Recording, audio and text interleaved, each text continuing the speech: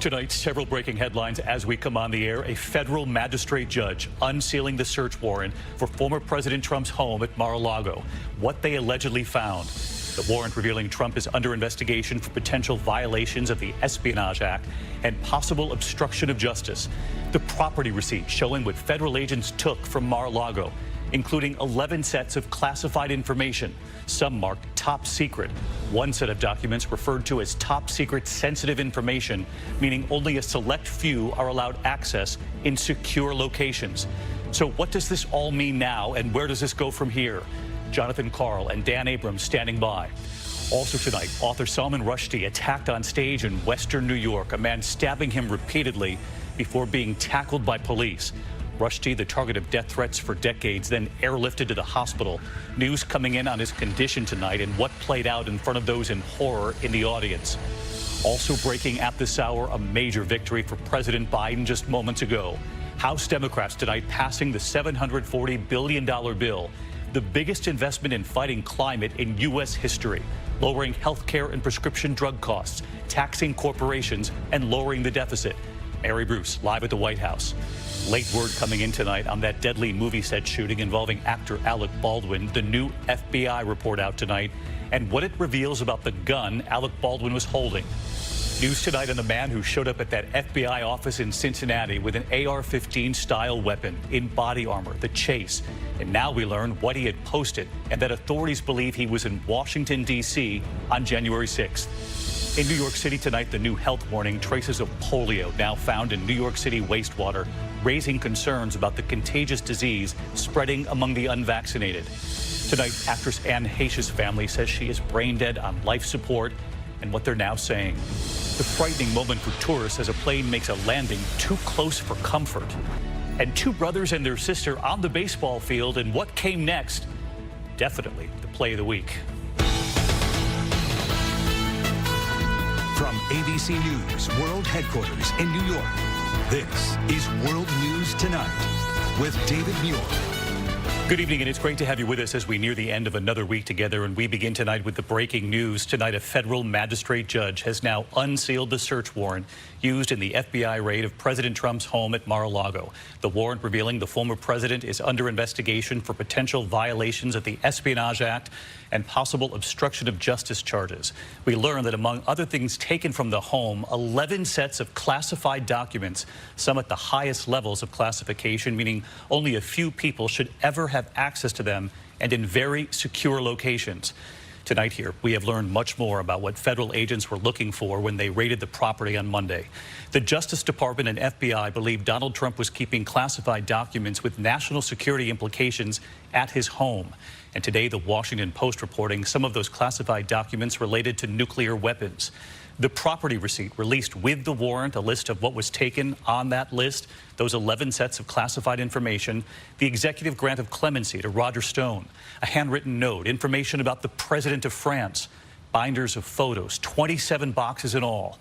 Just 24 hours ago, Attorney General Merrick Garland, under intense scrutiny, coming before the cameras, strongly indicating that they had tried other routes to retrieve these documents before executing the search warrant. Of course, we know there was a subpoena in the spring. And we now know investigators found documents classified all the way to top secret. Again, only a few would ever get access to them in those secure locations. Our chief Washington correspondent, Jonathan Karl, leading us off. Tonight, an eye-opening window into why the FBI took the extraordinary step of executing a search warrant at Mar-a-Lago. A federal judge unsealing the warrant, making it public, along with an accounting of what federal agents seized from former President Trump's property. The documents revealed just how much federal agents found: 27 boxes of government records, including 11 sets of classified documents. The property receipt, a copy of which Trump's attorney received from federal agents at Mar-a-Lago on Monday night, shows that the 11 sets of classified material included 4 sets marked top secret and one at an even higher classification, top secret SCI, a classification reserved for some of the most sensitive intelligence possessed by the U.S. government, meant to be viewed only in a highly secure location. TSSCI information or intelligence is highly sensitive and it is marked or classified as top secret SCI, an acknowledgement that the disclosure of that information would incur grave harm to the national security of the United States. The document does not say what the classified information is. The Washington Post has reported that among the material sought by federal agents was related to U.S. nuclear weapons programs. The warrant reveals agents were looking for evidence of 3 potential crimes: violations of the Espionage Act, unlawful removal of public records, and obstruction of justice by concealing, altering, or destroying records to impede an investigation. Agents also recovered unclassified records. One item marked the President of France, another executive grant of clemency for Trump ally Roger Stone. That, along with binders of photos and a handwritten note. The warrant, signed by a Florida magistrate, allowed FBI agents to search Trump's office, all storage rooms and areas used or available to be used by Trump and his staff, giving agents wide authority to search much of the property. The execution of the search warrant on Monday came after DOJ made a months-long effort to get Trump to turn the materials over, including a subpoena earlier this year and a visit by a small group of federal agents to Mar-a-Lago in June, when Trump was at the property. As the Attorney General said, they tried other routes before executing the search warrant. Where possible, it is standard practice to seek less intrusive means as an alternative to a search and to narrowly scope any search that is undertaken. The warrant did not grant access to private guest rooms of Mar-a-Lago or areas otherwise used by people other than Trump and his staff. The former president said he was encouraging the immediate release of those documents, even though his lawyers had had them since Monday and could have released them at any time. Before the warrant was made public, House Republicans on the Intelligence Committee today called for the release of more information, demanding evidence of an imminent security threat to justify the search. They want the Justice Department to make public the affidavit presented to the judge outlining the justification for the search warrant. The FBI raid of President Trump is a complete abuse and overreach of its authority. Speaker of the House Nancy Pelosi criticized Republicans for attacking the FBI and suggesting the search was politically motivated. You would think there would be an adult in the Republican room that would say, just calm down, see what the facts are, and let's go for that, instead of instigating assaults on law enforcement.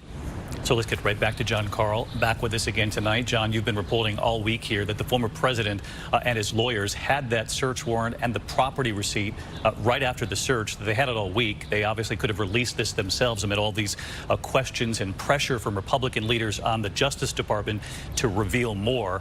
So tonight, here we are, a few days later, the Attorney General, the judge, now revealing it. Any word from inside the former president's inner circle tonight, his state of mind, how he explains any of this? They've been incredibly quiet. As news of the warrant broke, Trump put out a statement claiming that he had declassified all this information. There is no evidence of that. And by the way, the 3 criminal statutes cited would still be relevant even if this material had been declassified. But there's absolutely no evidence that he did that. As for Republicans, you heard them talking before the warrant was released. They have been remarkably quiet since it's been released. No Republicans taking back any of that criticism or reacting. I've reached out directly, especially to the House Republican leader, Kevin McCarthy. No response at all. And a quick follow, John, an obvious question, probably a difficult one to answer. Do we have any idea tonight why the president brought these documents to Mar-a-Lago, if in fact this is what we're looking at, and who actually brought them, what the intent was here? No idea why he did it. Your second question is a really good one, though. It's quite possible that there is more than Donald Trump himself that could face criminal liability here. The question of who helped him bring this material to Mar-a-Lago will certainly be central in the days ahead. All right, Jonathan Karl leading us off as he has all week long. John, thank you. Let's get right to our chief legal analyst, Dan Abrams, also with us tonight. Dan, we were expecting this release of the warrant today. We expected it to be somewhat generic, but it was rather striking when we were on the air reading through it together how much it actually revealed. Yeah, there was much more detail than we were expecting, specifically with regard to how classified so much of this information was. 11 sets of highly classified documents. And so we're not just talking here about a Presidential Records Act violation, as some had suggested. We're talking about far more serious crimes. Espionage Act is one of them, but also obstruction of justice. Was there evidence that was concealed or mutilated? These are serious felonies. And Dan, where do we go from here for people watching at home? When could we actually learn details of what exactly they found at Mar-a-Lago? Well, look, I don't think that affidavit is going to come out unless and until the former president is indicted. And there's no sign that that is in any way imminent. There are motions being made, efforts being made to release that information, but I think it's very unlikely that that would come out unless there was more of a legal proceeding, a criminal case that actually went forward. Dan Abrams with us again tonight as well. Dan, thank you. In the meantime, on this Friday night, we move on to the other news, and author Salman Rushdie attacked on stage in Western New York today, a man stabbing him repeatedly before being tackled by police. Rushdie, the target of death threats for decades, then airlifted to the hospital. News coming in tonight on his condition and what played out in front of those in horror who were sitting there in the audience. Here's ABC's Mola Lenghi tonight. Tonight, Salman Rushdie is in the hospital and a man is in custody. The famed author airlifted after a brazen attack. At the amphitheater, the presenter was just attacked on the stage. I need EMS. Authorities say the man, seen here, attacked the author as he was about to give a lecture at the Chautauqua Institution. The suspect has been identified as Hadi Matar, age 24, from Fairview, New Jersey. The Chautauqua Institution, a nonprofit education center about an hour outside of Buffalo. It's a place of study and reflection and religious inquisitiveness, and it's now a crime scene. Joshua Goodman with the Associated Press witnessed the attack. He had just walked onto the stage, and a man rushed from this audience up onto the stage and started punching or stabbing. It wasn't quite clear. Another witness, Valerie Haskell. He actually went at him at least 10 to 15 times. Photos of the aftermath showing blood spatter on a wall and a chair, and rescuers lifting Rushdie's legs in the air. New York's Governor Kathy Hochul praising the quick police response. He is alive. He has been transported, airlifted to safety. But here's an individual who has spent decades speaking truth to power. Rushdie has spent decades looking over his shoulder. His 1988 book, The Satanic Verses, is considered by many Muslims to be insulting to Islam. After it was published, Iran's supreme leader, Ayatollah Khomeini, issuing a fatwa calling for Rushdie to be killed. One religious group reportedly promising a bounty of more than $3 million. Salman Rushdie. Tonight in Iran, they're reporting on the attack. After years in hiding, Rushdie had been living comfortably in New York City before the attack. Rushdie was stabbed in the neck and in the abdomen. He is in surgery tonight, though no word yet on his condition.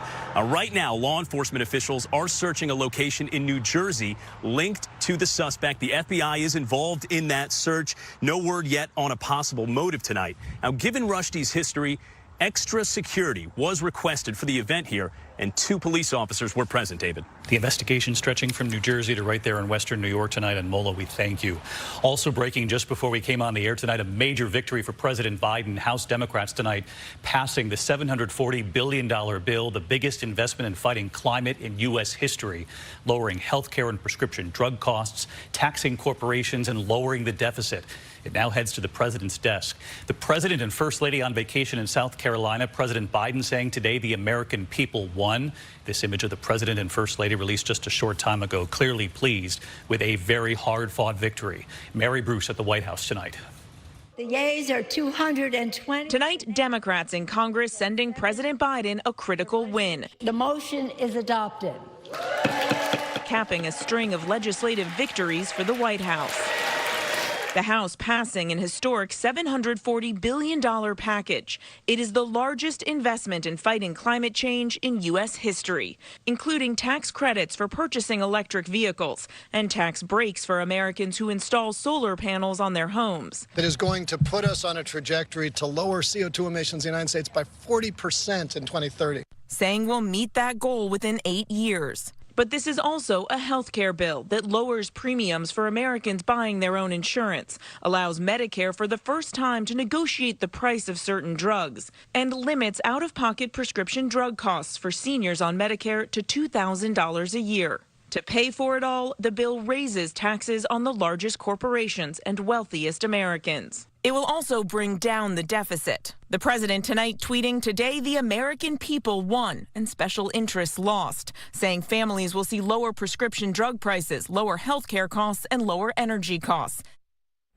Now, the president is on vacation, but says he will sign this into law next week and then hold a big celebration here at the White House early next month. The president eager to tout this accomplishment. David. Mary Bruce again tonight as well. Thank you, Mary.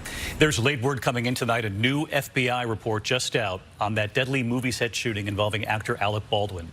The report and what it reveals about the gun Alec Baldwin was holding. Here's ABC's Will Carr tonight. Tonight, an FBI analysis revealing new details about the investigation into the deadly shooting on the set of the movie Rust. After testing the firearm, the FBI concluding the gun, quote, could not be made to fire without a pull of the trigger. Back in December, Alec Baldwin describing the moment he shot cinematographer Helena Hutchins, saying he followed her instructions. She's guiding me through how she wants me to hold the gun for this angle. And I draw the gun out and I find a mark. So I take the gun and I start to cock the gun. I'm not going to pull the trigger. I said, do you see that? She goes, well, just cheat it down and tilt it down a little bit like that. And then I let go of the hammer of the gun and the gun goes off. I let go of the hammer of the gun and the gun goes off.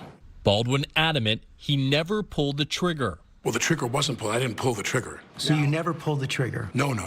I would never point a gun at anyone and pull a trigger at them, never. But tonight, the FBI contradicting that account, authorities contending testing showing the trigger had to have been pulled. David, tonight a big question is why there weren't blanks inside that gun. Authorities in New Mexico now say it does not appear the gun was intentionally loaded with live rounds, and it comes as they're trying to get Alec Baldwin's phone records, and they say once that happens, they'll refer the case to the district attorney for possible charges. Tonight, no word from Alec Baldwin's camp on the new report. David. All right, Will Carr reporting. Thanks, Will. Tonight, new details are now emerging about the alleged gunman who tried to break into that FBI office in Cincinnati yesterday. Authorities now identifying the suspect as Ricky Schiffer, labeling him as a suspected domestic violent extremist. They say he was armed with an AR-15 style weapon and wearing body armor when he tried to breach the FBI building.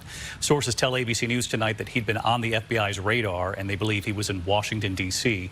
on January 6th. To the war in Ukraine, and tonight a UN nuclear watchdog warning the crisis surrounding Europe's largest nuclear power plant in Ukraine has reached a, quote, grave hour.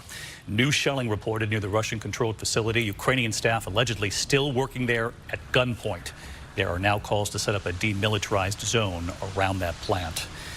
When we come back on a busy Friday night, there's news this evening here in New York City. Polio found in the city's wastewater, and what officials are now urging some residents to do. What this means.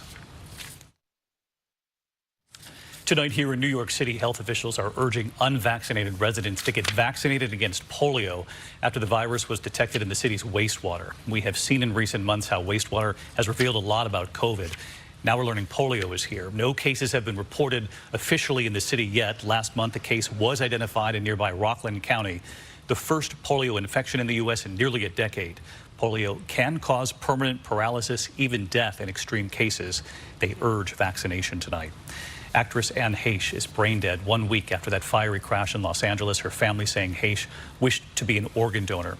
Heche had been in a coma since shortly after her car slammed into that home, causing a fire. Heche's former partner, Ellen DeGeneres, saying, "This is a sad day. I'm sending Anne's children, family, and friends all of my love." One of Heche's sons tonight saying he is left with a deep, wordless sadness. When we come back tonight, the incredible images, the passenger plane barely missing people on the ground. To the index tonight, and to an image that left some tourists catching their breath on a Greek island, an Airbus passing just feet above their heads as it came in for a landing. Here it comes near the airport's perimeter fence. Several people were actually knocked over by the gust created by the plane. No one was hurt. The runway there at Skiathos is known for its low approaches, but some veteran watchers say this might have been the closest call so far. I'd rather just go to the beach. When we come back here tonight, the extraordinary moment. Two brothers and a sister on the Little League field, and then the play of all plays. Finally, it just so happens another Little League moment, reminding us what's most important. Tonight, Julian, Sky, and Jason at the ballpark in Orlando. They are a military family. Their dad, Air Force Technical Sergeant Janier Diaz-Bueno, deployed for 7 months. And just listen to this coach. These kids in front of us represent over 1 million children of active duty members worldwide. Their strength, courage, and resolve serve our country as just as much as their parents who are fighting for our freedom. Coach Brian Levin giving them a very special baseball with a message. 11-year-old Sky reading it. What does that say? Miss you guys. Then what the ball also says.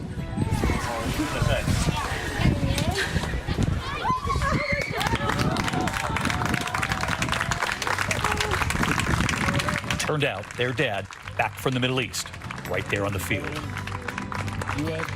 Right here tonight. Hi, David. That dad and the moment on the field.